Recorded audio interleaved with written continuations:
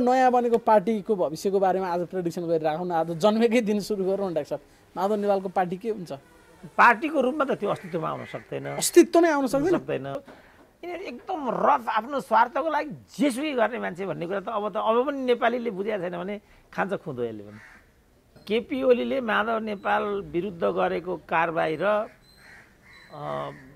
बारीमा गोरुले पिसाब फेर्नु एउटा हेरे। पिसाब चाहिँ मैले अलि शुद्ध बनाइदिएको है, त्यसलाई ममामुमै थियो एउटै अरे त्यो। ल हेर्नुहोस्, एउटा पार्टीको ब्यानरमा निर्वाचित भएको सांसदले वा कार्यकर्ताले आफ्नै नेतृत्वलाई यति भन्नु भनेको यो कुनै मानवीयता हो? बोलेको सुनेको त्यो अहिले पनि मेरो कानमा गुन्जिन्छ। यति घिनलाग्दो बोली त मैले गजडी जुवारेले पनि बोलेको सुनेको छैन। साले हाम्रो सरकार आओस्, त्यो सबै त्यो जाँड चिनी जम्मै लगाएर यसलाई यस्तो गर्ने, यसलाई यस्तो गर्ने, यो डिएसपीलाई यहाँ पठाउने, यस्तो यस्तो भन्छन् गाँठी। यिनीहरू कुनै लेभलका मान्छे होइनन् भन्ने त मलाई लाग्दै नै गएको थियो होइन।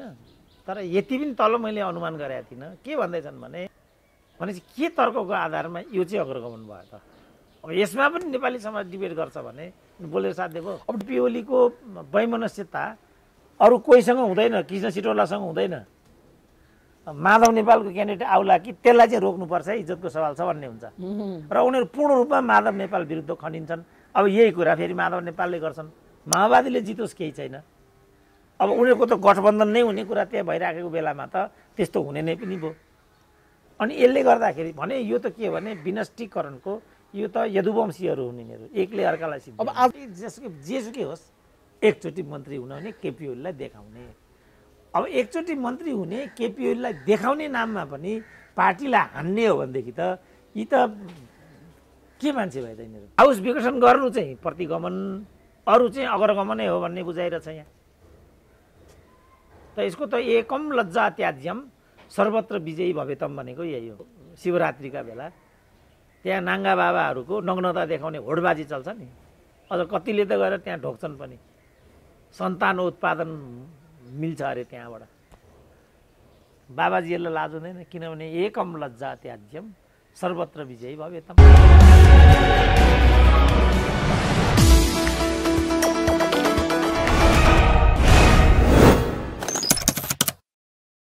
डाक्टर स्वागत छ। ल हस्, धन्यवाद। अन्ततः लामो समयको रस्साकस्सी पछाडि आजबाट एमाले दाक्लो के भन्छ बाक्लो दाल खायो भने त डाक्टर साहब त्यसो भए हेर्नु भयो नि त। आज एमाले कि माधव नेपाल? एमाले। अब एमाले भन्नु पर्यो नि, एमाले भित्रबाट छुटेर गएपछि छुट्टै भन्न मिल्छ र डाक्टर साहब? होइन, एमाले बाक्लो दाल खाए भनेपछि त सेन्टेन्स कम्प्लिट भएन नि त। एमालेका माधव नेपालले बाक्लो दाल खाए भन्नु पर्यो, माधव नेपालहरूले बाक्लो दाल खाए भन्नु पर्यो। त्यो भएपछि बुझिहालिन्छ। अब मैले त डे वानमै भनेको जे यिनीहरूले गतिविधि गरी आए आजको मितिसम्म त्यो ठिक छैन। त्यसले ठिक ठाउँमा विषयलाई पुर्याउँदैन। अब मानेनन् उनीहरूले, ल्याङल्याङ गरिरहे। डाक्टर साहबको कुरा त सबैभन्दा पहिला मलाई रथारोहण गराऊ है, ल मैले सबै भनेको कुराहरू पुरा हुँदै आएको छ भन्ने हुन्छ। तर यसो हिजो मैले यसो फर्केर हेर्दै थिएँ त संसद विघटन हुन्छ भन्ने कुरादेखि लिएर अझ त्योभन्दा अगाडि यो पार्टी एकता नै अप्राकृतिक छ, यो टुट्छ भन्ने कुरादेखि हिजै मात्र पनि हामीले 1 महिना जति अगाडि कुरा गरेको अब अध्यादेश आउँछ, माधव नेपालको जति प्रतिशत छ त्यति नै पार्टी फुट्ने गरी आउँछ भनेर भन्नुभएको थियो। अचेरम छ ठ्याक्कै त्यही भयो डाक्टर साहब। रथारोहण भएको छैन त? रथारोहण त होला जस्तो पनि छैन। हाम्रो समाज वैगुणिक छ क्या। मैले लडाइँ लडिराखेको त्यसैलाई लिएर हो र म विचलित भएको छैन। किन पनि म विचलित भएको छैन भने अब मलाई समाजले केही नदिए पनि केही फरक पर्दैन।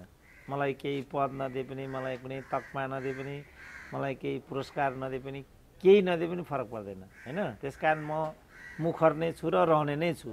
तर आम मान्छे भाइहरूको पिँढीको लागि त एउटा पद्धति, एउटा परम्परा त चाहिन्छ नि त। त्यसको अभावमा आज हामी अब भनौँ न एमाले जस्तो पार्टी, माधव नेपाल जस्ता नेता जसले त्यो पार्टीलाई कमसेकम 40 वर्ष एकछत्र नेतृत्व गरेका छन्। 15 वर्ष त उनको कार्यकारी फर्स्ट मेनको रूपमा नै छ। अर्को 15 वर्ष उनी त्यहाँ चाहिँ सेकेन्ड थर्ड मेनको रूपमा डिसिसिभ त्यस्तो किसिमको भूमिका खेलिआएका त्यो पार्टीका जन्मदाता आज यहाँ छन्। उनको ब्यानरमा उनका कार्यकर्ताहरूले मुख छोडेको मैले सुनेको, त्यो म सुन्न पनि, मैले अधिकांशको त सुनेको पनि छैन। किनभने सो रफली दे स्पिक। त्यो नेतालाई ल मेकिङको एउटा लेभलमा पुगेका मान्छेहरूका लागि त्यो पटक्कै शोभा दिने कुरा होइन। पँधेर्नीहरूले झगडा गर्छन् नि गाउँघरमा, त्योभन्दा पनि गए गुज्रेको भाषाबाट जुन उनीहरू बोल्छन् यो सुहाउने कुरा होइन नि। जुन पार्टीबाट अथवा जुन प्लेटफर्मबाट आफ्नो व्यक्तित्व बनाए, प्रधानमन्त्री बने, डाक्टर साहबले भन्नुभयो 15 वर्षसम्म त फर्स्ट म्यानका रूपमा त्यो पार्टी हाँकेको मान्छे, अझ भन्नुभयो शीर्ष तहमा रहेर 40 वर्ष बढी नेतृत्व गरेको, अझ उहाँले नै भन्नुहुन्छ मैले बनाएको यो घर। सकिन्छ डाक्टर साहब कि परिस्थितिले उहाँलाई बाध्य बनायो कि के हो त? अब यसको पो समीक्षा हुन पर्यो त, कि उहाँको पनि त चाहना थिएन होला नि, जसले आफूलाई बनायो त्यही घरलाई छोडेर हिँड्नु पर्दा त उहाँलाई पनि पीडा होला आज। होइन, हुन त अब छोराहरू घरसँग छुट्टिन्छन्, बाबुलाई नै पनि मार्न आउँछन् होइन। अब त्यो अँगालो भइको लोग्ने दिने, लोग्नेको बाबुआमालाई बुहारीहरूले जसरी एउटा विद्वेष राख्छन् समाजमा, आफूले चाहिँ कति लगानी गरेर भित्र्याएकी दुलहीलाई जसरी दुर्व्यवहार गर्छन्, प्रताडित गर्छन्, समाजमा भइ नै रहेछन् त। तर त्यो आम मान्छेको हकमा भइआएको र अनौठो नमान्नुपर्ने विषयवस्तु हो। अब यिनीहरूको त सबभन्दा ठुलो समस्या के छ भने यिनीहरूले आफूलाई चाहिँ कम्युनिस्ट पनि भनेका छन्। अब कम्युनिस्ट भनिसकेपछि कम्युनिस्टको चाहिँ 2 लाइनको सङ्घर्ष चलाउने अनि अन्तर्विरोधहरू सञ्चालन गर्ने निर्दिष्ट विधानहरू र सिद्धान्तहरू, सङ्गठनात्मक अवधारणाहरू, मान्यताहरू हुन्छन्। अब त्यो चिजलाई उनीहरूले चाहिँ तृण बराबर पनि नठानेर नमानेर किन यो जग हँसाउने एउटा लेभलमा आयो होला भन्ने मात्रै विषयवस्तु हो। अब अरू त अब मानवीय समाजभित्र देखिने प्रवृत्तिहरू हुन्। अब यिनीहरू त आम मान्छे होइनन् नि। आम मान्छेले यस्तो गर्दाखेरि अनौठो लाग्दैन होइन, किनभने आम मान्छेको कुनै तह हुँदैन, कुनै ल्यागत हुँदैन, कुनै केही हुँदैन नि त। आम मान्छेको त केही पनि हुँदैन नि त, उसलाई लाज लाग्दैन, घिन लाग्दैन। आम मान्छे भनेको त आम मान्छे हो नि त। अब पार्टीमा काम गर्ने, त्यसमा पनि कम्युनिस्ट पार्टीमा काम गर्ने, त्यसमा पनि त्यसभित्रको आइडियोलोग भनेको मान्छेले त यसरी अन्यलमा परिरहनु पर्ने केही पनि कारण छैन नि। किनभने अघि मैले भने उनीहरूको बिचमा चाहिँ अन्तर्विरोधहरू आए। अन्तर्विरोधहरू कसरी समाधान गर्ने त? जस्तो म अहिले पनि सम्झिन्छु, कीर्तिपुर विद्यार्थी युनियनको निर्वाचनमा हामीहरू चाहिँ लड्यौँ। हाम्रो चाहिँ 5औं 6औं कलह हो। 5औं 6औं कलह भएपछि त हार्ने कुरा पक्का छ। जसरी अहिले एमाले विभाजित भएर चुनावमा जान्छन्, यी दुइटै हार्ने कुरा त पक्का छ। त्यो यहाँ कुनै बुद्धि नै चाहिँदैन। माधव नेवार पनि हार्छन्, खड्ग ओली पनि हार्छन्। अथवा एउटा मान्छे अपवादजनक जित्यो भने पनि विरोध खतिवटा पनि हार्छन्, अर्को पनि हार्छन्। योगेश भट्टराई पनि हार्छन्, उनको प्रतिद्वन्दी पनि हार्छ। यो त आम कुरा छ नि त। भने चाहिँ हाम्रो चाहिँ कलह भयो, हामी हार्यौँ। हारिसकेपछि चाहिँ किन हार्यौँ त भन्ने विषयमा चाहिँ समीक्षा बैठक भयो हाम्रो अडिटोरियम हलमा। अनि एकजना सिरो सान्दाई भन्ने पनि थिए, मेरै टिमका सदस्य उम्मेदवार थिए। झापाका हुन् तिनी, अब अहिले टिचर थिए, रिटायर भए कि कसो हो। अनि तिनले चाहिँ त्यहाँ व्याख्या गरे, सङ्गठनभित्र अन्तर्विरोध नहुने भन्ने कुरा होइन, तर सङ्गठनहरूभित्र देखा परेका मतविरोधहरूलाई चाहिँ सामान्यतया अन्तर्विरोधहरू हल गर्ने 2टा विधि हुन्छन्। सङ्गठनभित्र देखा परेका अन्तर्विरोधहरू मैत्रीपूर्ण तरिकाले हल गरिन्छ। सङ्गठन बाहिर देखा परेका अन्तर्विरोधहरू चाहिँ शत्रुतापूर्ण तरिकाले हल गरिन्छ। हामी चाहिँ यहाँ एउटै वैचारिक धरातलका भएर पनि जसरी कलह गऱ्यौँ यो लज्जास्पद छ, फलस्वरूप हामी हार्यौँ। सिम्पल छ नि कुरा। अब यहाँ चाहिँ आउँ। अब यो सानो एउटा युवाले, यो चाहिँ मैले 30 वर्षको उमेरमा, त्योभन्दा नि मुनि 28 वर्ष थिएला म एमए पढ्दा, त्यति बेर हाम्रो बिचमा हुने पद्धति र बुझाइ हो। जुङ्गाको रेखी नबसेका केटाहरूले आफ्नो विद्यार्थी फोरममा साथीहरू बिचमा पैदा भएका अन्तर्विरोधहरूलाई कसरी हल गर्ने भन्ने बारेको सैद्धान्तिक अवधारणा हो। अब उहाँहरू त यसलाई लिएर बुझेर व्याख्या गरेर थेसिस बनाएर विश्लेषण गरेर संश्लेषण गरेर कैयौँ नेता कार्यकर्ताहरू जन्माउने ल्याकत भएको नेताहरू हो। प्रधानमन्त्री भइसकेको एउटा प्रधानमन्त्री राजनीतिक त जो जीवनकै पनि हुन्छ, होइन, मुख्य आइडलको कुरा हो नि हो। डाक्टर साहब, राजनीतिक जीवनकै उत्तरार्धतर्फको करियर हो नि त। यहाँनिर आउँदाखेरि अब अहिले मान्छे त परिणामका बारेमा चर्चा गरिरहेछन्, यो फुट्यो के गर्यो, को सिद्धिन्छ को रहन्छ। तर डाक्टर साहब जहिले पनि भन्नुहुन्छ कि परिणाम जहिले पनि गौण हुन्छ, प्रधान चाहिँ कारण हुन्छ भन्नुहुन्छ नि। कसरी आइपुग्यो त डाक्टर साहब? आज हामी त कारणमा हेर्न पर्यो नि। अब जस्तो प्रष्टै छ यो, अघि मैले भने नि, जो सङ्गठनभित्रका जुन अन्तर्विरोधहरू हुन् ती अन्तर्विरोधहरूलाई कसरी समाधान गर्ने त भन्ने कुरामा उहाँहरू कायम हुनु भएन। उहाँहरू केमा कायम हुनुभयो भने मेरो जे इच्छा हो, मेरो जे आकाङ्क्षा हो त्यो परिपूर्ण हुन्छ कि हुँदैन, हुँदैन भने बरु यो पार्टी नरोस्, मलाई मतलब छैन, तर मैले भनेको चाहिँ हुनु पर्यो। यसले गर्दा आजको दिन आयो। जस्तो केपी ओलीले नै पनि, ल यिनीहरूले के भनेको थियो लास्टमा भने, केही न केपी ओलीले दुईमा एउटा पद चाहिँ छाड्ने, यिनीहरू लड्दा सचिवालयको बैठकमा कहिले आउने कहिले नआउने के गर्ने गर्दा गर्दा गर्दा गर्दा लास्टमा बटम लाइन उनेको के भयो भने अत केपी ओलीले एउटा पद छाड्नुपर्छ। कुनै वैचारिक लाइनको कुरा त त्यहाँ आएन, पदकै कुरा थियो त्यहाँ भन्ने, होइन पदको मात्रै कुरा आयो। उनले चाहिँ हिन्दू धर्ममा यस्तो लिए, संहितामा यस्तो लिए, रणनीतिक लक्ष्यमा यस्तो लिए, कार्यनीतिक कुरामा यस्तो लिए भन्ने कुरा त एकदमै आएन, खालि पदको मात्रै कुरा आयो। अब यस्तो बेलामा केपी ओलीले पनि ल भइगयो त, एउटा मैले छोडिदिएँ, साथीहरूको त्यही कुरा छ भने म एउटा पदमा कायम रहेँ, मैले अर्को पद छोडिदिएँ, यो गरिदिएको भए पनि नहुने भन्ने कुरा त होइन मैले देख्दा। तर उहाँले त्यो कुरा गर्नु भएन। अब अर्को पक्षले चाहिँ किन त्यसरी त्यो पदमा चाहिँ दाँत गाड्यो त्यो मैले बुझिनँ। किनभने केपी ओलीका तर्कहरू थिए। केपी ओलीका तर्क के थिए भने, यो भदौको कुरा गर्दैछु म, 77 भदौको कुरा म गर्दैछु।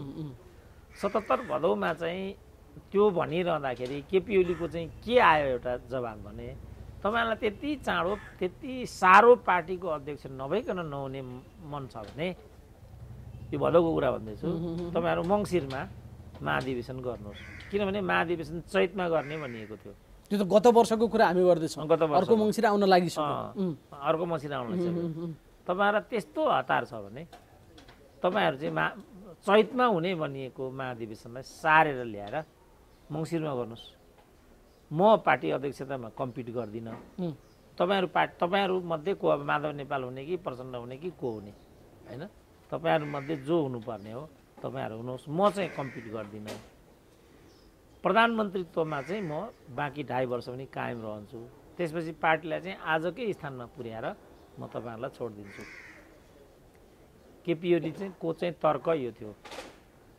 अब माधव नेपालहरूको तर्क के हो, प्रचण्डहरूको तर्क के हो, त्यही 18 बुँदे 18 पेजे 36 पेजेमा यिनीहरू लड्थे।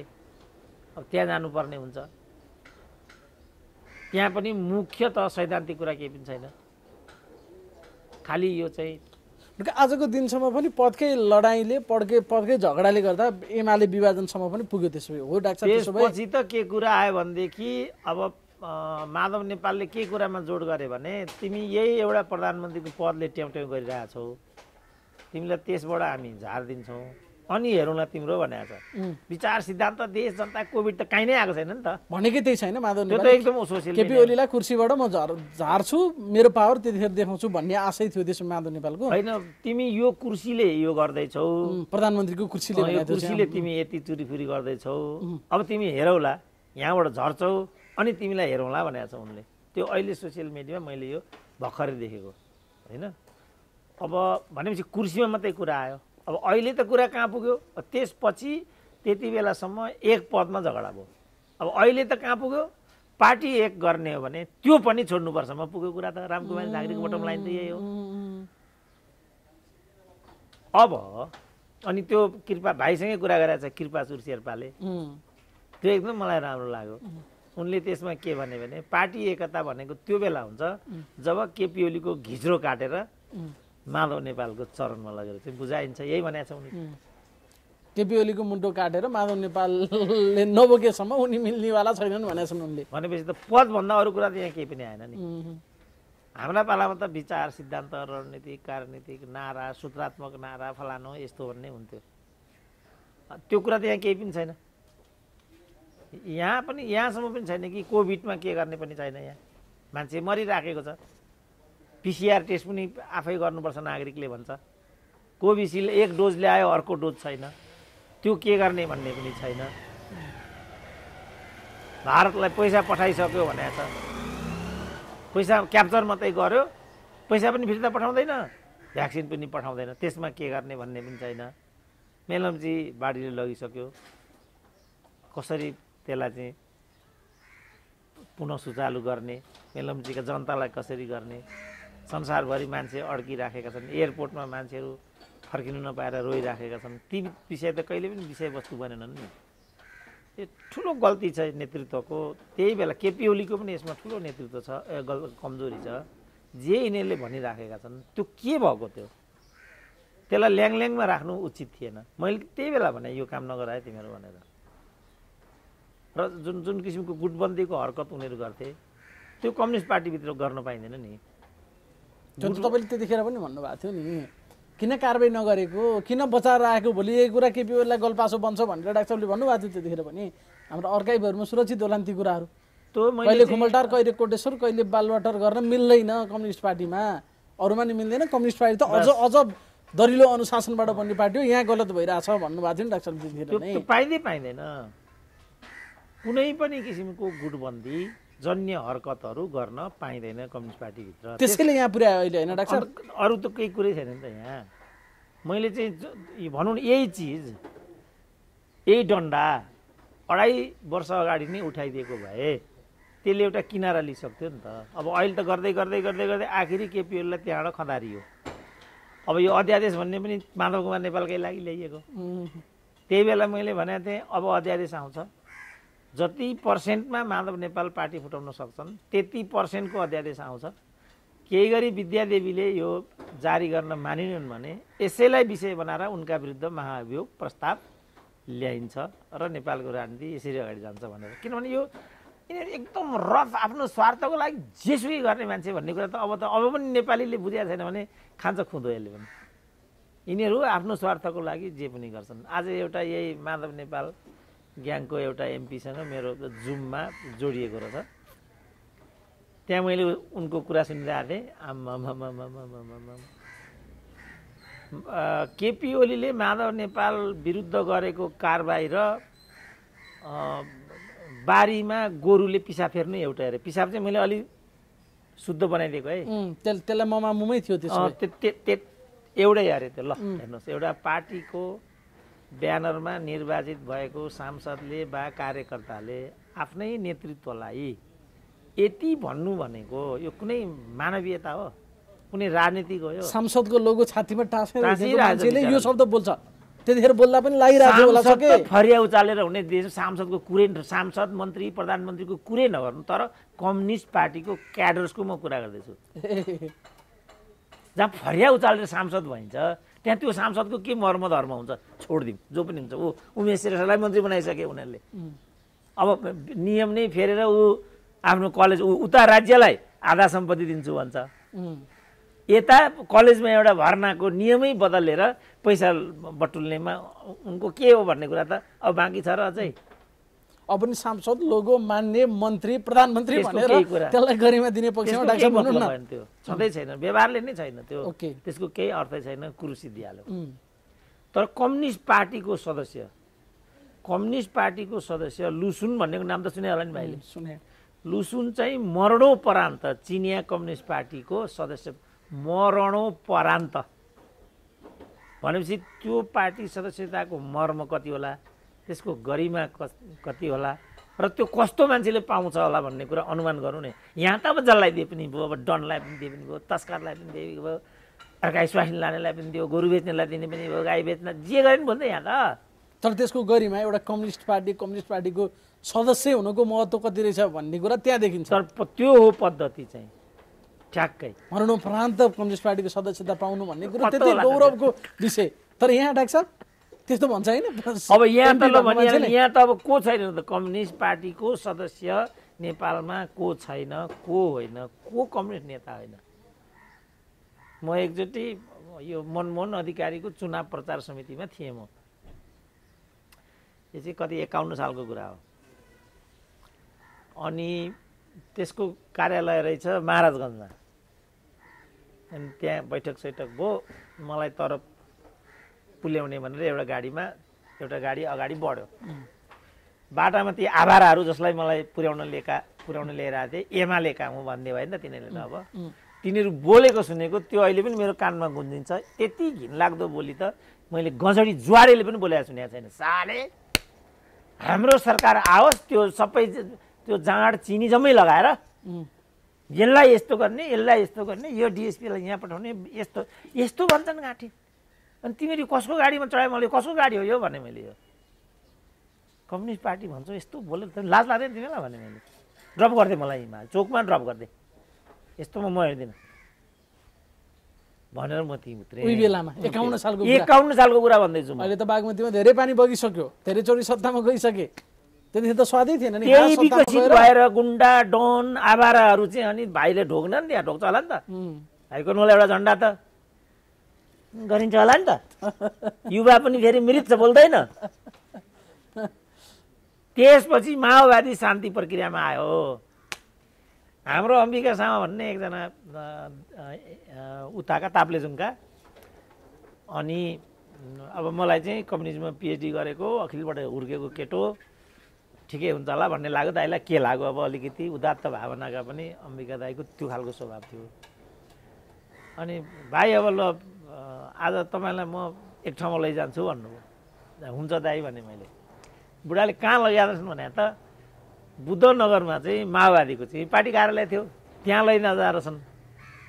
कुरा रहेछ मलाई देव गुरुङसँग भेटाउने। देव गुरुङ कानुन मन्त्री थिए। अनि देव गुरुङमाथि खाजा खाँदैछन् अरे। एकछिन तपाईँहरूले यहाँ पर्खिँदै गर्नु पर्यो अरे।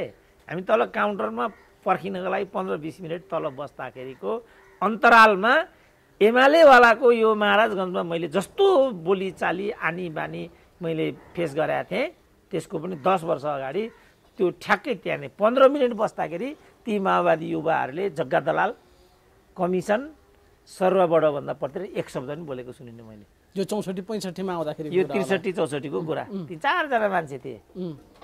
जनयुद्ध जितेर नभनौँ, जनयुद्ध सकेर पछि शान्ति प्रक्रियामा आएका माओवादीका क्याडर्सहरूको म कुरा गर्दैछु। ती मानिसहरूको विकसित रूप आज यिनीहरू हुन्। र यसको स्रोत र रुट त्यो हो। अब यो चिज किन देखेनन् यिनीहरूले? ओलीले किन देखेनन्? माधवले किन देखेनन्? प्रचण्डहरूले किन देखिरहेका छैनन्? देखि यहाँ पुर्यायो नि त डाक्टर साहब उनीहरूलाई। उनीहरू त्योभन्दा पर बाँच्नै नसक्ने भयो त। अब सुन्नु भएन, मैले अब यदि मन्त्री खाना नपठाउने हो भने दाम्लो चुडाएर लिएर मान्छे जाने स्थिति आयो भनेर उनले स्वीकारेनन्। होइन, अब हरिबोल गजुरेलले त मलाई बदनाम गर्न यो भनेको भने अरे भन्ने सुने मैले। हरिबोल गजुरेलसँग भाइले अन्तर्वार्ता लिएको छैन होला है। त्यो त आत्महत्याको सन्दर्भ थियो। तर माधव कुमार नेपालले अस्ति के भने सार्वजनिक रूपमा भने मेरै साथीहरू मन्त्री खानालाई यति लालायित छन् कि मैले रोकिरहेको छु, उनीहरू दामले चुडालेर जान लाग्ने अवस्थामा पुगिसक्यो भनेर त भने नि माधव नेपाली डाक्टर साहब अस्ति भर्खर। अन्त पार्टी नफुटाउनुको के उपाय छ त माधव नेपालसँग? अब दाम्लो चुडाल्ने भएपछि अब त्यस कारणले मैले खालि यति मात्रै भनेको के भने यो वैचारिक सैद्धान्तिक लडाइँ होइन, यो देश जनता पार्टीसँग जोडिँदैन। जब त्यो हो भने यो विषयमा डिबेट गर्नुको कुनै, मैले आज पनि त्यही कुरा भनेको थिएँ। तिमीहरूलाई चाहिँ हामीले हाम्रो घाँस काटेर तलब भत्ताबाट जहाँ पठाएका छौँ र तिमीहरू जे गर्दैछौ यो गर्नलाई होइन। तिमीहरू थपकन त्यहाँबाट पन्छ आफ्नो तहमा आऊ, जे मन पर्छ अथवा अहिले जे गरिरहेछौ त्यसलाई कन्टिन्यू गर, हामीले केही पनि भन्नु छैन। तर हामीलाई भोकभोकै राखेर, हामीलाई गरिब बनाएर, हामीलाई ऋणको बोझ बोकाएर, लोगो लगाएर यो जुन हरकत गरिरहेछौ यो तिमीहरूले हक राख्दैनौ। तिमीहरूको योभन्दा परतिर त तिमीहरूको यो झगडा इत्यादिको विषयमा बोल्ने कुरै आउँदैन। म बोल्दै अर्थै छैन केही पनि। किनभने तिमीहरूको आन्तरिक मामलामा हामीले किन हामी प्रवेश गर्ने? हामीले भनेको उठाउने आवाज भनेको जनताको आवाज हो। जनताको आवाज, जनताको तर्फबाट चाहिँ म के भन्छु भने तिमीहरूको झगडामा नेपाली जनता जोडिँदैन। तिमीहरू पार्टी फुटाऊ, त्यहाँ नेपाली जनता जोडिँदैन। तिमीहरू सचिवालयको बैठक गर, त्यो तिमीहरूको कार्यकर्ताको तिमीहरूलाई जय जयकार गर्नेहरूको त्यो कुरा होला। मैले अब हामीले पनि त जनताले पठाएको भन्छौ भन्नु त तिमीहरू होइन? पठाएको हो भने त्यही गर्न पठाएको हो त जनताले। किन पठाएको त जनताले त्यहाँ? त्यही गर्नु पठाएको, केही गर्छौँ हामीलाई पनि भनेर आशा गरेर पठाएको होला। अहिले कहाँ पुग्यो भने डाक्टर साहब के भनेर मत मागिएको थियो, व्यक्तिगत कसरी कुरा वाम गर्ने गठबन्धन गराइएको थियो, कस्ता घोषणापत्र थिए? आज जुन घोषणापत्र दिएर चुनाव लडेर जितेर आउनेहरू को कहाँ छन् आज हेर्नुहोस् त डाक्टर साहब? प्रधानमन्त्री त शेरबहादुर देउवा पो छन् त अहिले देशमा, अब जसलाई हराइएको थियो हिजो चुनावमा नेपाली काङ्ग्रेसलाई। तिनका पनि थिए त्यहाँ प्रतिनिधि, तिनका पनि यो जनताको आदेश के भन्दै थिए होइन। अब जनताको आदेश शेरबहादुरलाई प्रधानमन्त्री हो त? जनताको आदेश पार्टी विभाजन हो त? नेकपाको एकता आजको दिनको लागि हो त? आखिर यो प्रचण्डले नगरिकन केपी ओली नै गरे पनि, कसैले गरे पनि, यो त उनीहरूले नै मात्रै गरेको हो, यो त अरूले गरेको होइन। कसलाई सोधेर कसरी गरेको त? के अधिकारले गरेको? यो अध्यादेश ल्याएर पार्टी फुटायो, त्यो पनि 50% डिस्काउन्टवाला पो आयो त डाक्टर साहब। अध्यादेश पनि पहिला 40 थियो, दुइटै बाध्यकारी थियो नि, संसदीय दल र यता केन्द्रीय कमिटीमा पनि। अहिले त वा राखेर आयो, त्यो पनि 50% डिस्काउन्ट, 20% मात्र भयो पुग्ने। त्यो त मैले पहिल्यै भने नि, जतिजना छन् त्यति बराबरको अध्यादेश आउँछ। त्यो बेला 40 थियो, त्यही बेला फुट्थ्यो नि त यो। त्यो किन फुटेन भने 40 छैन। केन्द्रीय कमिटीमा वा संसदीय दलमा 40% पुर्याउनुपर्छ भन्ने चाहिँ दल सम्बन्धी नियममा उल्लेखित कुरा भयो, पुग्दैन। त्यसपछि यो मन्त्रीमण्डल विस्तारणलाई रोकेर किन राखियो भने मन्त्रीमण्डलको हरियो डालो देखाएर यस्ता खालका हुन्छन् नि फुटपाथेहरू, खुदा नखास्ता कसैको स्वास्नी भएको आधारमा माथि चढाइदिएको छ, कसैको हरुवा भएको आधारमा माथि पुर्याइदिएको छ, कसैको चरुवा भएको आधार, त्यसरी पनि सांसद भइन्छ। त्यही हो तरिका। त्यो मन्त्री फुलफिल गर्दाखेरि त क्लियर भइहाल्यो, सिद्धिको नि त। सबैलाई देखाउन काम लाग्छ नि त, खाली राखेपछि त्यो गर्ने बित्तिकै यी छ आयराम गयरामवाला त त्यहाँ त अब तुरुन्त छोडिहाल्छन् नि त, तुरुन्त छोडिहाल्छन्। त्यही भएर बाँकी राखेको थियो हरियो घाँस। त्यसपछि हरियो डालो देखाएपछि त बाख्रो त झुम्मिरहने भयो त्यहाँ। त्यसको लागि गर्दा पनि मेरो विचारमा 40% पुगेन क्यारे त्यहाँ। त्यति गर्दा पनि पुगेन र त होला त 20% मा ल्याएको, 20 मा आयो। अब तर यो चाहिँ यो मैले यो डिस्कसन गर्ने लेभलको मान्छे म होइन, किनभने यो त मैले अघि नै भनिसकेको कुरा हो नि त। मैले त यही गर्छन् भनेर, किनभने म त योभन्दा विकसित रूपमा डिस्कस गर्न चाहन्छु। यो त त्यही नपुगेको कारणले गर्दा 20% आयो हैन डाक्टर साहब। मैले त त्यही बेला भनेको थिएँ कि जति % माधव नेपाललाई चाहिन्छ त्यति % बराबरको अध्यादेश ल्याइन्छ र विद्यादेवीले मान्दिनन् भन्ने यिनीहरूको बजारु हल्ला छ। कम्तीमा पनि एक रात त मानिनन् नि। अब विद्यादेवीले मानिनन् भने अनि तीबाट यो महाअभियोगको प्रस्ताव अगाडि आउँछ। त्यो मैले भनेको थिएँ। विद्यादेवी नमान्ने भन्ने कुरै थिएन, किन उनलाई पनि होइन। अब त्यो सिम्पल छ क्या, सिम्पल। अब कसैको स्वास्नी भएको आधारमा राष्ट्रपति बनाइदिएछ, कसैको बुहारी भएको आधारमा मन्त्री बनाइदिएको छ, कसरी हरुवा भएको आधारमा सांसद बनाइदिएछ, कसैको चरुवा भएको आधारमा राजदूत बनाइदिएको छ। उसले त भूमिकै खेल्न सक्दैन नि त भाइ। त्यसकारण हरेक ठाउँमा यहीँ पनि हिजैदेखि त्यहाँ चाहिँ एउटा हैसियत भएको मान्छे राष्ट्रपति हुन्थ्यो भने त्यति बेरै केपी ओलीलाई यो राम्रो हुँदैन कि भनिदिन सक्थ्यो नि त। विचार गर्नु अलिकति राम्रो हुँदैन कि मात्रै भनिदिएको भए केपी ओलीको रिस पनि अलिकति मत्थर हुन्थ्यो, कथाले अर्कै रूप लिन्थ्यो नि त। अब केपी ओलीले नि कहाँ आइपुगे त आज? यो अप्रियता हो नि यो। त्यसकारण मैले भने केपी ओलीले नै पनि सल्लाहकार इत्यादि राख्दा, सल्लाहकार आफूभन्दा जान्ने नै सल्लाहकार हुन्छ। बढ्ता गऱ्यो भने तपाईँको मिल्दैन पनि भन्न सक्ने व्यक्ति मात्रै सल्लाहकार हुन्छ। म नर्थ कोरियाको भ्रमणमा थिएँ। किम इल सुङको कमिटीका पार्टी नेता 86-87 वर्षका वृद्ध, उनले चाहिँ हामीलाई डिनर दिएका थिए। अनि ती चाहिँ किम इल सुङका कलिग्स। अब अहिले किम इल सुङका नाति त्यहाँका पार्टी प्रमुख छन्। तिनको केन्द्रीय कमिटीमा ती हजुरबा पनि छन्।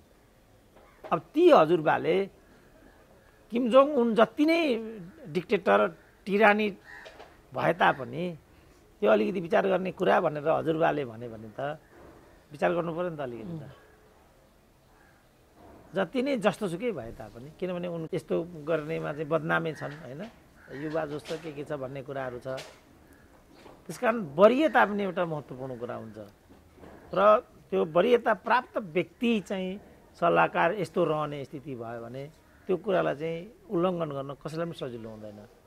हामीलाई नै पनि एउटा वरियता प्राप्त व्यक्ति होइन गुरु सरको हैसियतको व्यक्ति आयो भने तिमी बोल्न त बोल्छौ बाबु, तर अब यो अलिकति जनतालाई प्रिय लागिरहेको जस्तो म भन्छु नि, अब यो भाषाको कुरा, धर्मको कुरा, संस्कृतिको कुरा, यो कुरामा नेपाली जनता कम्प्रोमाइज गर्दो रहेछ क्या।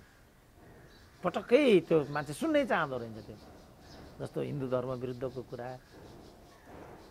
यो जातीय साम्प्रदायिक कुरा, विदेशी संस्कृतिको चाहिँ तरफदारी गर्ने कुरा, यो चाहिँ पटक्कै मान्दो रहेछ नेपाली जनता, पटक्कै। अब मैले त्यसबाट दीक्षा लिनु पऱ्यो नि, हिन्दू धर्मभन्दा त क्रिस्चियन धर्म राम्रो भन्दै हिँडेँ भने त्यो नेपाली जनतालाई राम्रो लाग्दैन, मै विस्थापित हुन्छु। मेरो व्यक्तिगत रूपमा मेरो धर्मको जस्तो जेसुकै होला म त्यो गर्न पाएँ, किनभने उपाध्याय बाहुनु भन्छ, रातभरि जाँड खान्छ, संसार गर्छ, गरिराखेको छ नि त। हिन्दू जति लिबरल धर्म संसारमा कुन छ र? म ड्युटीमा हुँदाखेरि एकजना साथी थियो त्यहाँका हाम्रा स्थानीय, उनी चाहिँ बिहान 9 बजीसम्म पूजा गर्थे। उनको यो हातै त्यो रातोले यसो गर्दा गर्दा यहाँसम्म रातो थियो, तर त्यो क्षेत्रकै सबभन्दा धेरै जाँड खाने उनी थिए। फेरि समाजले केही भनेको सुनिनँ मैले। 9 बजीसम्म पूजा गर्ने, त्यसपछि सुरु गरे दिउँसोभरि काम गर्ने, सक्रिय काम गर्थे। फेरि दिउँसोभरि काम गर्थे। राम्रो चाहिँ मेडिकल स्टोर थियो, चलेको मेडिकल स्टोर थियो होइन। दिउँसोभरि त्यो पेसा गर्थे, रातभरि जाँड खान्थे, बिहानभरि पूजा गर्थे, तर समाजले केही पनि भन्दैन थियो। त्यो हदसम्म मान्छ, तर तेरो हिन्दू धर्म भएन भन्यो भने चाहिँ त्यो मान्दैन नेपालीले। अब डाक्टर साहब, अध्यादेश आयो हिजो केपी ओलीले यस्तै ल्याउँदाखेरि साह्रै चर्को विरोध फेरि यिनीहरूले नै गर्थे नि त।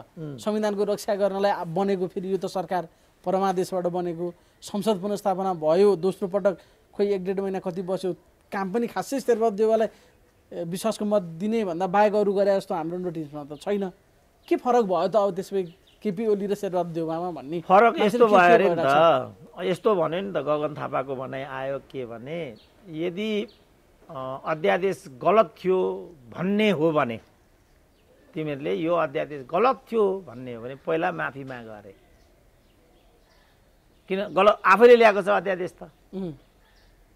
अब अर्को यो माधव नेपालवाला समूहमा काम गर्ने युवाहरू, मलाई आश्चर्य लाग्यो क्या, मानिसहरू कति तल आउँदो रहेछन् भन्ने।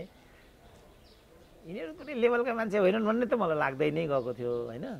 तर यति पनि तल मैले अनुमान गरेका थिइनँ। के भन्दैछन् भने, अध्यादेश ल्याएर 2 पल्ट हाउस विघटन गर्नु त गलतै रहेछ नि त अघि भन्दै, यो अध्यादेश के भन्ने त त्यसलाई त ओके त गरियो होला नि त। अब यो के भनेको त्यो मैले बुझिनँ। अनि संसदले त राम्रोसँग फङ्सन किन गर्न सकेन त डाक्टर साहब? धेरैवटा विधेयकहरू त्यहाँ थिए, अध्यादेशै पनि थियो अगाडि ल्याएर पारित गर्नुपर्ने, झ्याप संसद बन्द गर्यो, अध्यादेश ल्याइहाल्यो। यस्तो पो कल्चरमा जान लागेको थियो देश डाक्टर साहब। त्यो गौण कुरा भयो नि, त्यसको विरुद्धमा त्यो प्रतिगमन हो अनि अग्रगमन भनेर अहिले गठबन्धन बन्यो होइन। त्यो चाहिँ मेजर कुरा भयो। त्यसमा अनि अग्रगमनले चाहिँ के गर्यो भन्ने कुरा त गर्नु पर्ला नि। बुझेँ। अब त यी सब त रिजल्ट हुन् नि त, काममा हेर्नु पर्यो नि। अग्रगमनको काम त त्योभन्दा पनि कम पर्सेन्टमा दल फुटाउने अध्यादेश आइदियो। त्यो मलाई उपयुक्त प्रश्न भएन त्यो। मैले त्यति नै बेला के भनेको भने, यो उनीहरूले जे भनेका छन् त्यो विषय होइन है, यो प्रतिगमन होइन है, यो मैले त्यही बेला भनेको हो नि त। यिनीहरू स्यालोको यहाँ जम्मैले यो प्रतिगमन हो भनिदिए। अब त्यो प्रतिगमन हो भने त यो पनि प्रतिगमन भयो। अब उनीहरूले के भन्लान् भने, कहाँ हाउस विघटन गरेको छ र भन्दैछन् अहिले कतिपयले। यहाँ अध्यादेश ल्याएर केही पनि भएको छैन, हाउस त विघटन भएको छैन नि त अरे। तैँले फोहोर गरिस् सडकमा, तैँले युरिन मात्रै गरिस्, स्टुल कहाँ गरेको छ त भन्ने कुरा आयो यहाँ। अब पिसाब सडकमा फेर्नु फोहोर अन्तर्गत पर्छ कि पर्दैन? दिसै गर्नुपर्ने फोहोरी उनलाई। अघिल्लो अङ्गको मात्रै, पछिल्लो अङ्गको मात्रै लज्जा, अघिल्लो अङ्गको लज्जा नहुने हो, यही हो कुरा। अश्लीलताको परिभाषा के हो भनेको? त्यस्तै कुरा आयो। त्यस्तै आएन त यहाँ। केपीओलीले पछिल्लो अङ्गबाट बिगारे, हामीले अघिल्लो अङ्गबाट त्यति आएको कुरै त्यही हो नि त। अहिले कहाँ हाउस विघटन भएको छ त? अहिले त अध्यादेश मात्रै त आएको छ भनेपछि हाउस विघटन गर्नु चाहिँ प्रतिगमन, अरू चाहिँ अग्रगमनै हो भन्ने बुझाइरहेछ यहाँ। त यसको त एकम लज्जा त्याज्यम सर्वत्र विजयी भवेतम भनेको यही हो। एउटा नाङ्गो बाबाले पशुपतिमा जाँदा देखिन्छ नि यो शिवरात्रिका बेला त्यहाँ नाङ्गा बाबाहरूको नग्नता देखाउने होडबाजी चल्छ नि अझ कतिले त गएर त्यहाँ ढोक्छन् पनि सन्तान उत्पादन मिल्छ अरे त्यहाँबाट बाबाजीहरूलाई लाज हुँदैन किनभने एकम लज्जा त्याज्यम सर्वत्र विजयी भवेतम ढोक्नेलाई त लाज भएन डाक्टर साहब बाबाजीलाई के को लाज यिनीहरू त्यस्तै नाङ्गा बाबा हुन् मैले भनेको छु नि यिनीहरूलाई कुनै लाज घिन तल माथि नो केही पनि यसको त केही दबाई छैन यसले के इम्प्याक्ट पार्छ त अब भोलिको दिनमा भन्ने प्रश्न त गर्न मिल्ला होइन अब यसले त कस्तो हो भने अब नागरिक भोलि नेपाली काङ्ग्रेस फुट्दैन भन्ने ग्यारेन्टी छ र माओवादी फुट्दैन भन्ने ग्यारेन्टी छ र कि अहिले माधव नेपाललाई फुटाउन मात्र ल्याएको अनि फेरि फिर्ता लिएर राखिहाल्ने हो गोजीमा हालेर अध्यादेश होइन त्यो गौण कुरा भयो मेजर कुरा चाहिँ के भयो भनेदेखि आफूले चाहिँ जे गरे पनि त्यो अग्रगमन नै हुने अरूले चाहिँ केही गर्दाखेरि पनि त्यो जस्तो म भन्छु नि पूर्व पश्चिम राजमार्ग खोल्ने वा कोदारी राजमार्ग बनाउने वा भ्रिकुटी कागज कारखाना खोल्ने वा बाँसबारी छाला जुत्ता कारखाना र ट्रली बस खोल्ने प्रति क्रान्तिकारी कि यो बन्द गर्ने चाहिँ क्रान्तिकारी अन्धाधुन्द छ क्या नेपाली समाज राजा होस् जुसकी होस् न यो देश बनाइदियो भने त बनाइदियो नि प्रगतिशील कदम हो यो देश कामका आधारमा अग्रगमन र प्रतिगमन खोज्नु पर्यो होइन हुने हो समग्रमा एउटै भन्ने भएन भन्ने डाक्टर साहब भनौँ न देश जोड्ने चाहिँ अग्रगमन कि फोड्नु चाहिँ अग्रगमन त लेमेनले पनि बुझ्ने कुरा भयो नि त यो उद्योग खोल्नु चाहिँ अग्रगमन कि बन्द गर्नु चाहिँ अग्रगमन त मैले लोकतन्त्र ल्याएँ मात्रै भने लोकतन्त्रको मात्रै गीत गाएर हुन्छ लोकतन्त्रका केही पूर्व शर्तहरू हुँदैनन् केलाई लोकतन्त्र भन्ने त यहाँ चाहिँ खालि जे अहिले गरिरहेछन् त्यो लोकतन्त्र हो भनिरहेछन् यही अग्रगमन हो भनिरहेछन् हो त अग्रगमन आफूलाई चाहिँदाखेरि एउटा दललाई लक्ष्य गरेर केपी ओलीले पनि एउटा दललाई लक्ष्य गरेर अध्यादेश ल्याएका थिए अहिले पनि एउटा दललाई लक्ष्य गरेर अध्यादेश ल्याइँदैछ भनेपछि के तर्कको आधारमा यो चाहिँ अग्रगमन भयो त अब यसमा पनि नेपाली समाज डिबेट गर्छ भने बोलेर साथ दिएको अब ढ्याक्क नयाँ पार्टी खोलेपछि मन्त्री खानी होला नि 2-4 जनाले माधव नेपालको पनि होइन यो सरकारले माधव नेपाली खाएका थिए त वामदेवले ढ्याक्क 54 सालमा पार्टी फुटाए अनि घत्रको 5 जना 10 जना चाहिँ मन्त्री भए त्यसपछि तिनीहरूको टाउको कहिले पनि उठेन त्यस्तै हो अहिले पनि होइन त्यसको त हुने नै त्यही हो इतिहासबाट शिक्षा लिने हो भने हुने त्यस्तै हो डाक्टर ठ्याक्कै भएकै त्यही छ नि त पार्टी फुट्यो मैले भन्न खोजेको कुरा मन्त्री त जो पनि भयो नि त यहाँ को मन्त्री भएन कमल थापा 9 चोटि मन्त्री भयो विजय गच्छेदार 11 चोटि मन्त्री भयो शरदसिंह भण्डारी 17 चोटि मन्त्री भए शेरबहादुर 5औं चोटि मन्त्री हुँदैछन् ज्योतिषी अझै भन्दैछ 2 चोटि हुन्छन् भनेर यहाँ मन्त्री त जो पनि हुन्छ भन्ने देखियो यहाँ प्रधानमन्त्री पनि जो पनि हुन्छ भएका मध्येको 9-8 चाहिँ प्रधानमन्त्री हुन्छ मन्त्री हुन्छ भन्ने कुरा त अब इस्टाब्लिस फ्याक्ट भइसक्यो कि कुनै भ्रम छ यसमा किनभने यसले गर्दा त्यस्तो भएको होइन है मन्त्री देशको भनेको मन्त्री हो जिम्मेवार निकायमा पुग्ने भनेको जिम्मेवारीको कुरा हो डाक्टर साहब अघिल्लोचोटि हामीसँग भन्दै हुनुहुन्थ्यो यो अध्यादेश आउने पार्टी फुटाउने यो चाहिँ अहिले मन्त्री परिषद विस्तार गर्नलाई मात्रै होइन शेरबहादुर देउवाले चाहिँ आगामी निर्वाचन हेरेर यस्तो गर्दैछन् भन्दै हुनुहुन्थ्यो डाक्टर साहबले त्यही हो भएको चाहिँ त्यस्तै हो एमाले नफुटाइकन चुनाव जित्दैन भनेर हो कि के हो डाक्टर साहब त्यो त्यसरी चुनाव जित्दैन यो त हार्ने बाटो हो नि नेपाली काङ्ग्रेस त अब हार्ने बाटोतिर जाँदैछ नि त यो त उसको त किनभने डेमोक्रेटिकल्ली पनि यो मिल्दैन उसलाई किनभने उसलाई त्यहाँ बस्ने आदेशै होइन लोकतन्त्रमा त कसले जित्छ डाक्टर साहब अब पार्टी फुट्यो एमाले पनि हार्ने माओवादीको त सायद कुरा गर्नु नपर्ला काङ्ग्रेस पनि हार्ने जित्ने कसले अब जित्ने त अब यो लार्जली हेर्दाखेरि अब हङ पार्लियामेन्टतिर गयो अन्यल र अस्थिरतातिर चाहिँ राजनीति जाने कुरा भयो जुन चाहिँ हामीले जसको विरुद्धमा चाहिँ हामीले मत दिएका हो नि त हामीले जे चिज नहोस् भनेर दिएको ठ्याक्कै त्यतैतिर त्यही चिज भयो ट्याक्कै अस्थिरतामै फर्कियो फेरि पनि अहिले त यो के हो त यो चाहिँ जस्तो भनौँ न अब त्यसो भने थ्रेस होल्ड यिनैले गरेको हो नि त थ्रेस होल्डको के अर्थ हो त थ्रेस होल्डको त औचित्य भएन अहिले आएर जब यो गर्नु छ भने थ्रेस होल्ड गरेर साना दललाई मात्रै न्याक्ने अपराध भएन हामी पनि थियौँ नि त्यसमा किनभने हामीलाई धेरै दल टेन्सन भयो भन्ने भयो क्या जनताहरू दलमा विभाजित भए हाउसमा चाहिँ अस्थिरता अन्यल भयो 3 जना छ बार्गेनिङ गर्छ एउटा मन्त्री खाइहाल्छ सिंगल एउटै प्रेमबहादुर सिंह कतिचोटि मन्त्री भए अर्को के सिंह भए उ कुमार खड्का अहिले काङ्ग्रेसको भएका छन् बिचारा केमा थिए एकनाथ ढकाल कहाँ छन् अनि थोरैले हल्लाए झन्डा त्यतिखेर अनि हो यसबाट दिक्क भएर नेपाली जनताले मैले नै पनि थ्रेस होल्डको पक्षमा बहस गरेँ साना दलहरूले अहिले पनि मलाई हियाइराखेका छन् अस्ति सिपी मैनालीसँग कहाँ भेट भइरहेको थियो तपाईँहरूकै कृपाले अब थ्रेसहोल्ड आयो, अहिले त खुसी हुनुहुन्छ होला होइन भनिदिए। चुप यसो शिर निहुरो मेरो। अब एउटा सिपी मैनालीलाई चाहिँ प्रक्रियाबाट बाहिर राखेर के सगरमाथा चढ्यौँ र हामीले एउटा लार्जर इन्ट्रेस्टको लागि त्यो कुरा भनिदिएको थियो। तर आज फेरि यिनीहरूले त अनि प्रचण्डले त अब वाम लोकतान्त्रिक सहकार्य निर्वाचन समय काङ्ग्रेससँग गठबन्धन, सायद त्यो ग्याङमा माधव नेपाल पनि होलान्, यसरी त जितेर आउला नि त। त्यसो भए केपी ओलीलाई हराउने, पत्तासाप बनाउने, 3 पार्टी मिल्ने, गठबन्धन गर्ने उहाँहरूको भित्री योजना त त्यो रहेछ। सम्भव छ कि चुनावीसम्म मात्रै हो होइन? त्यो कुरा? त्यसलाई त अब प्र्याक्टिकली जनताले छैन। कसरी हेरेका छन् त्यो त जनताको मनोविज्ञान अहिले बुझिँदैन। मैले चाहिँ के भनेको छु भने सायद यसरी गयो भने सिम्पेथेटिक भोट तिनीहरूपट्टि होइन ओलीपट्टि जान्छ कि भन्ने छ मेरो त्यसरी गयो मेरो एजुम्सन। यदि काङ्ग्रेस माओवादी माधव यही भनौँ न, अहिले जुन अहिले यो आयो, यो अध्यादेशको जुन कुरा आयो, अब भोलि के हुँदै जाने हुन् थाहा छैन। यो त भर्खर सुरु पो त्यो त सुरुवातमै हुँदैछ। भोलि भ्रष्टाचार भनेर कतिलाई भनौँ न, इन्दिरा गान्धीलाई पनि त्यही गर्न खोजेका थिए। फनक फर्केर आइन् त पछि इन्दिरा गान्धी मार्नु नै पर्यो पछिबाट उनलाई। त्यहाँसम्म पुग्यो नि त राजनीति बिग्रिँदै होइन। अब त्यस कारणले गर्दाखेरि जति चाहिँ राजनीतिमा जति बदलावको भावनाबाट मैले भनेको थिएँ नि त, अब यो कुलमानको ठाउँमा हितेन्द्रको ठाउँमा कुलमानलाई लिएर आयो र कुलमान फेरि अदालत गयो भने तिमीहरू के गर्छौ भनेको थिएँ नि मैले। अहिले त्यही नै भइराखेको छ। त्यस कारण मेरो भनाइ के थियो भने तिमीहरूलाई कुलमानलाई त्यति साह्रो त्यहाँ ल्याउनु मन छ भने तिमीहरू कार्यकारी अध्यक्ष बनाइदेऊ न। हितेन्द्रलाई एज इट इज राख, उसदेखि माथि कार्यकारी अध्यक्ष बनाएर चाहिँ कुलमानलाई लगिदियो। हाम्रो भनाइ अनुसार मान्छौ भनेदेखि त नेवानीमा लगेर राखिदियो। अझ तिमीहरूलाई पुरस्कारै दिने मन छ भने राज्य मन्त्री बनाइदियो। सम्मका अप्सनहरू दिँदाखेरि त्यसो भएन। अहिले विषय फेरि गीत जोल्दिन थालिसक्यो। तर उनीहरूलाई त्यही केटी चाहियो। अब त्यही केटी चाहियो मात्रै भनेर होइन, अनि त्यो केटी पाइन्छ त। अनि अप्राकृतिक विधि लिनु पर्यो, तेजाब छर्किने कुरा त्यहाँ, अपराध त त्यहाँ जन्मेको हो नि त। अब जे मैले शङ्का गरेको अब त्यही नै हुनेतिर जाँदैछ। ल अदालतमा विषय पुग्यो। अब अदालतले ठ्याक्कै उल्टाइदियो भने, उल्टाउँदैन भन्ने त केही छैन नि।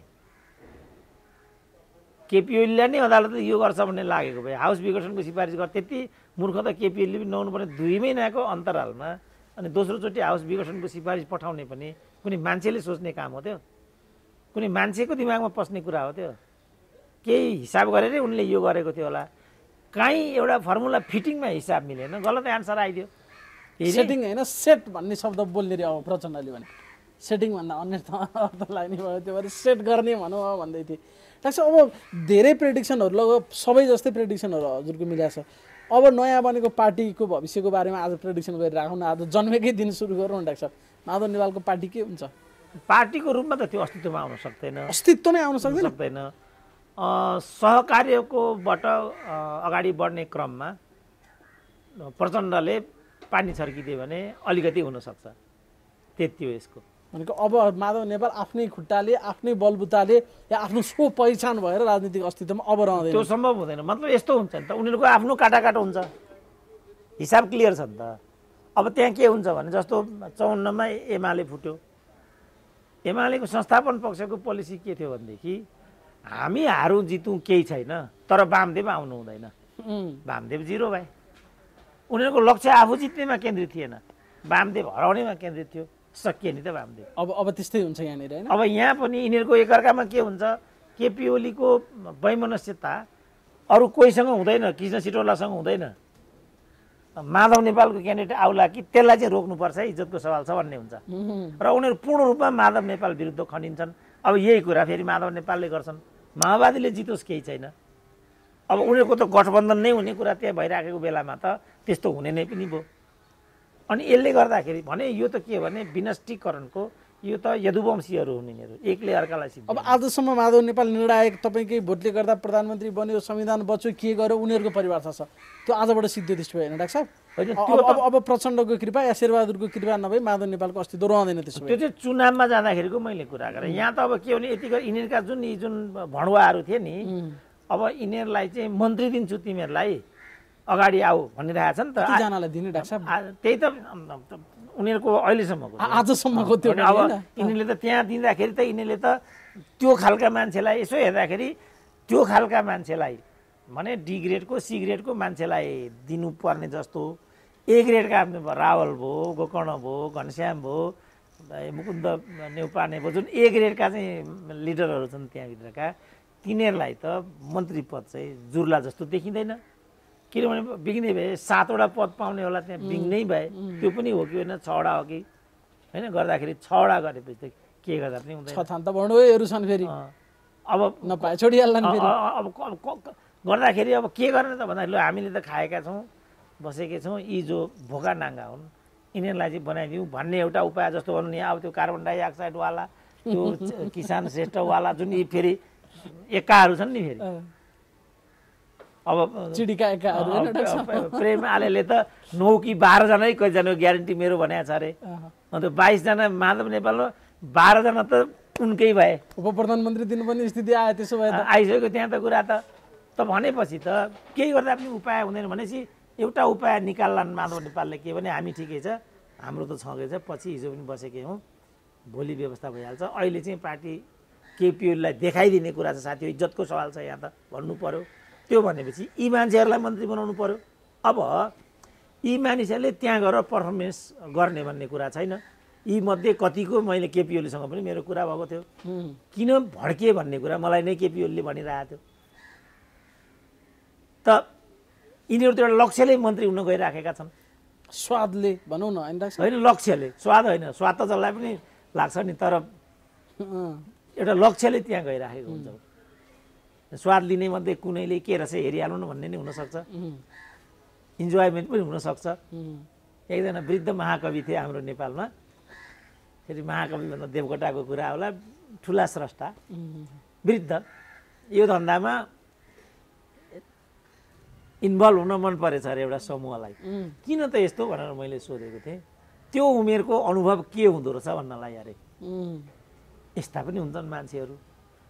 त त्यति एउटा लक्ष्य, त्यस्ता होइन नि यिनीहरू, एउटा लक्ष्यले कुनै ठेक्का कम्प्लिट गराउनु होला, भीमरावलाई देखाउनु होला, ससुरालीमा हाम्रो 1 नम्बरको चिफ मिनिस्टर जस्तो हेलिकप्टर चढेर ससुराली जानु होला, हुन्छ नि मान्छेको एउटा एउटा लक्ष्य भने चाहिँ यिनीहरूको लक्ष्य चाहिँ निश्चित निर्दिष्ट लक्ष्य छ। पार्टी जेसुकै होस् एकचोटि मन्त्री हुन भने केपी ओलीलाई देखाउने।